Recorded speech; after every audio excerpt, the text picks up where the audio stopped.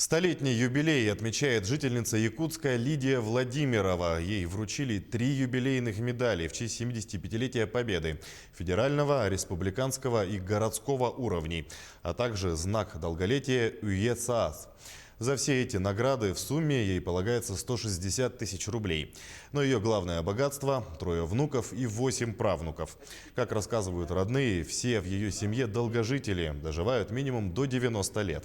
В годы войны Лидия Терентьевна была мобилизована в рыболовецкую бригаду и уехала на север, в Булунский район. Добывали рыбу и сдавали в засолочный цех, чинили сети и неводы. В последние годы до выхода на пенсию работала кассиром в магазине. На сегодняшний день в Якутске проживают 5 человек, которым исполнилось 100 лет, и все они женщины. Первое впечатление этих бабушек, они очень активные, закаленные, у них стержень только такой. Они верховодят в семье, эти несколько бабушек, вот они круг, есть сестры все. И все они свои семьи вытягивают за счет того, что у них стержень такой крепкий, военный, прошедший, закаленный, что ли, вот эти бабушки все. Они знают, что делать, в какой ситуации, как поступить, где какой выход найти. Они все это всегда практично знают.